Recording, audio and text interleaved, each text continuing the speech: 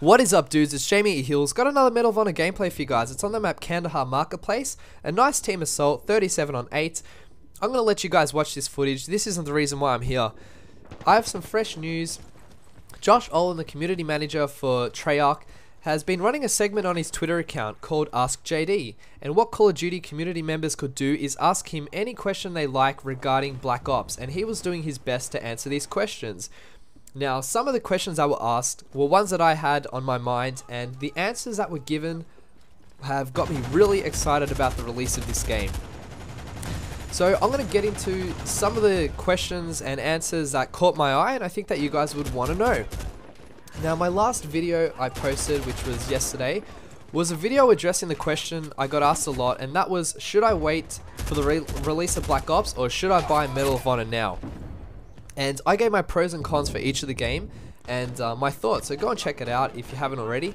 But I gave Medal of Honor credit for the fact that it was just a straight up shooter, you and your gun skill, nothing to really help you out, like no perks and no extremely overpowered kill streaks. Now, Modern Warfare 2 attempted to address the part of the community who wanted this type of shooter, and they brought out a Barebones playlist. And what that playlist did is it just disabled the kill streaks. Now, a user asked Josh Olin, will there be an actual proper Barebones playlist, meaning no perks, no kill streaks, kind of like an MLG style of competitive gaming setup?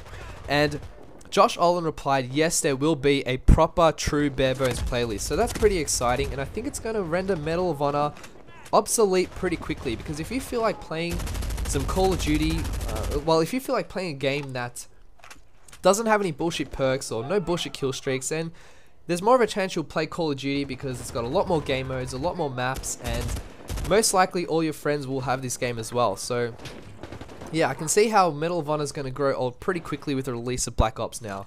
Another thing that was really pissing me off about Modern Warfare 2 was the noob tubing.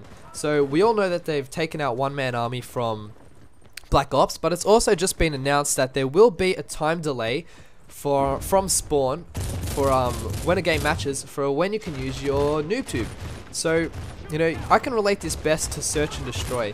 There's been several times I've played Search and Destroy on Wasteland or Afghan, and people use a noob tube so much that they can actually aim it to land in the spawn, and as soon as the game starts, you're dead.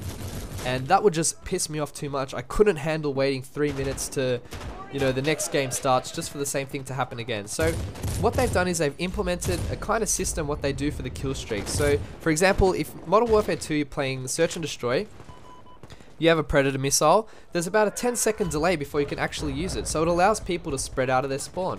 So it's going to be the same type of system for the noob tube or grenade launcher. I call it noob tube because that's what it is. Also, Scavenger will no longer replenish the noob tube. So yeah, best of luck with that. Use another attachment, use a silencer, use a red dot sight, don't use a grenade launcher, it pisses everybody off. I reckon they should just do what they did in Call of Duty 4 and make it the Perk 1 slot. It really drives people away from using it. I know this next one is old news, but there is no stopping power, no juggernaut. So I found myself, when I was playing games that weren't on a hardcore playlist, so normal core, soft core, whatever you want to call it, I felt that I would have to use stopping power in order to just keep up with everyone else, because everyone else is using stopping power. So now this frees up the ability to use another perk in that particular slot that you would. So that's another good feature that I welcome. Something I find really interesting, and it's going to piss people off and it's going to make some people happy, and that is, I'll quote, no sniper rifle will be useful for quick scoping. When you sight in, sights won't be perfectly centered. Now this is an amazing change by Treyarch, and it's really gutsy because it's going to piss some people off and it's going to make a lot of other people happy. So one of the key skills, well, I don't know if one of the techniques to quickscoping is you have to make sure that the enemy is in the center of the crosshair before you actually perform the quickscope. But now when you aim down your sniper rifle, not only is it aiming down the sight slower as if you weren't using Sleight of Hand Pro, but now that you know, it won't be zooming into the exact center of the crosshair, so it's going to make it really difficult, and Treyarch are really against quickscoping. There is also 100% going to be a zombie game mode, There's also 15 prestige tiers with 50 levels in each.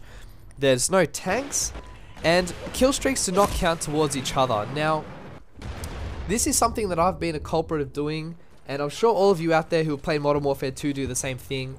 You run around, you get 5 kills, you get your Predator missile, you go hide somewhere, call in the Predator missile, or most of the chances you'll get 2 kills, which will get you at your Harrier, throw your Harrier down, sit down, wait 20 seconds, that'll get you 4 kills, and you've got your AC-130 on a rampage, already up to like 25 kill streak within a few minutes of the game. Now, no longer do kill streaks add up. So for example, if I was playing Modern Warfare 2, I'll use that as an example for no kill streaks in Black Ops.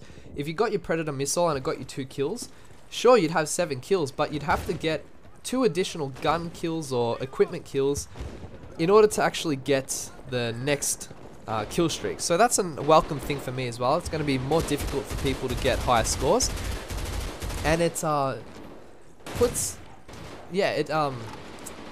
people off camping to get their kill streaks up. Another critical key that they've introduced, and I love this, is the ability to report hackers. So if you see someone exploiting a glitch or doing a teleport glitch or boosting, you can actually go to their gamer tag or ID and click report user, and what Treyarch will do is it will see that you flagged someone, it'll go into the theater mode feature and watch what that player was doing. And if that player was in fact exploiting a glitch or boosting, they will be punished, and Treyarch, say they were using a teleport glitch, Treyarch will look at fixing it. So I props Treyarch for proactively looking at ways to improve their game. Also, the stats will be a lot like Bad Company 2, more in depth for each weapon, and you can also compare with friends, so that'll be interesting. One thing that kind of puts me off though is the second chance, and what second chance is, it's a perk where it's similar to Last Stand. You get shot, you go into second chance mode, you're sitting there with your pistol, and other players can actually come up to you and revive you. So I don't know if I really like that. We're going to see how it's going to work. Maybe not many people use it. If everyone uses it, I'm sure they're going to fix it. Last thing that caught my eye, and it reminds me of the days of playing Counter-Strike, where I used to go to internet cafes, pay $1.50 for an hour, and just play Counter-Strike with my friends after school.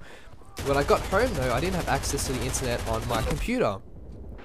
So what I used to do is play with bots, and in Black Ops they have a feature called combat training, and what it actually allows you to do is to play a multiplayer like, same maps, game modes, whatever, but you're playing with artificial intelligence, so it's kind of like bots. So if I go online and there's no friends and there's something that comes up with this game that's pissing me off and I just feel like playing a bit of multiplayer, I'll probably play a bit of bots, why not? Or if you want to try out a new gun, get used to it before taking it into the real world, play a bit of bots. Anyways guys, I want to hear your thoughts on this. Drop a comment down below and let's talk in the comments. Catch you later.